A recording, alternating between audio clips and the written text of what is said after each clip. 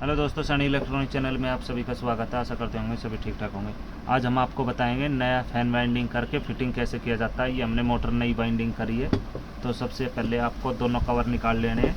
अगर ग्रीस सही है तो ग्रीस कर देनी है, वरना आपने ऑयल ज़रूर करना है दोनों में, अगर आपका पंखा खुला है तो। उसके बाद आपने निचरला कवर लेना है।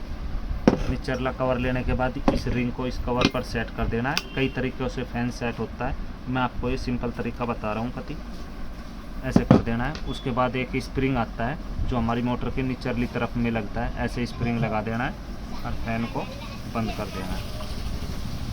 फैन को बंद करने के बाद आपको एक बार ये दबा कर देख लेना है ये ऊपर नीचे हो रहा है या नहीं हो रहा है।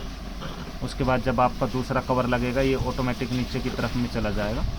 तो यहाँ तक हमारा इतना फैन सेट हो चुका है। उसके बाद आपने ऊपरला कवर लेना है, वायर को अंदर रखना है तक इस प्रकार से डाल देना है। डालने के बाद आपको ये अच्छे तरीके से दबाना है। इसके बाद आपने चारों में एक एक नट लगा देना है। जो हमारा नट होता है, 3 नट होते हैं पंखे में, पंखड़ी के नट अलग होते हैं।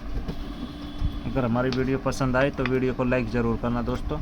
सबसे पहले एक नट को डाल देना है। ये डालने के बाद दूसरे नट को लगा लेना है। अगर आपका पंखा ढंग से नीचे की तरफ में ना बैठे तो कुछ इस प्रकार का एक पाइप लेना है, ऊपर की तरफ में यहाँ पर रखना है और हथौड़ी की सहायता से दाब देना। इससे आपका पंखा का तीर नीचे की तरफ में बैठ जाएगा। उसके बाद आपको सभी नटों को कसना है, क्योंकि कई बार हमारा बेरिंग फंस जाता है, नीचे की तरफ में नहीं बैठता है।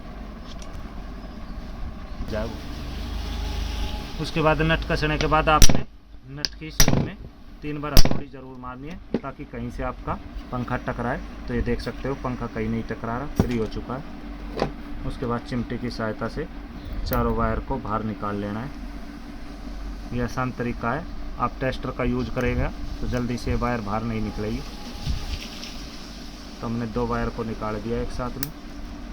अब उसके बाद फिर से एक वायर आई है हमारी, एक वायर फिर से, तो 4 वायर हमारी निकल चुकी है। उसके बाद आपने कैपेसिटर लेना है। कैपेसिटर हम इसमें पुराना ही लगाएंगे क्योंकि ये ओरिजिनल कंपनी का है। उसके बाद हम नट को कस देते हैं। अब आपको इसका कनेक्शन करना बताऊंगा कैसे कनेक्शन करना है। हमारी पंखे में से 4 वायर निकली हुई है, देख सकते हो। हमारी वायर थोड़ी लंबी है, हमने वाइंडिंग की है तो थोड़ा सा हम काट लेते हैं पहले वायर को। उसके बाद दोबारा से हम वायर को छीलते हैं, क्योंकि ज़्यादा लंबी वायर पंखे में हमारी टकराने लगेगी।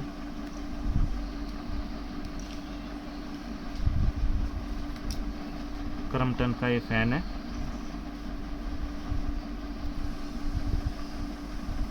तो 4 वायर हमारी निकली है। सबसे पहले आपने कोई सी भी एक, 2 हमारी रनिंग की है रेड, 2 ब्लैक की है, कोई सी भी एक रेड वायर लेनी है, एक ब्लैक वायर लेनी है। दोनों को आपस में मिला लेना है। उसके बाद हमारी एक ब्लैक बची है, उसको कैपेसिटर के एक वायर पे लगा देना है, दूसरी रेड को दूसरी वायर पे लगा देना है।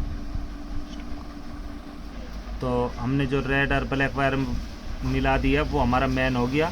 अब हमें एक मेन वायर पे सप्लाई देनी है, एक रेड रनिंग पे। तो हमारा पंखा ये उल्टी तरफ में घुमा है।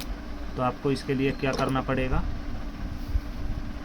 एक रेड वायर को वापसी हटा के कैपेसिटर की वायर पे देना है, क्योंकि हमें रनिंग पे पंखा चलाना है। अब वापसी से रेड और ब्लैक वायर को मिला देना है। अब ये हमारा कनेक्शन अभी इस तरफ घूम रहा था, इस तरफ जाएगा हमारा पंखा। तो ये हमारे सीधे कनेक्शन हो चुके हैं। अब हम इसको फिट कर देते हैं।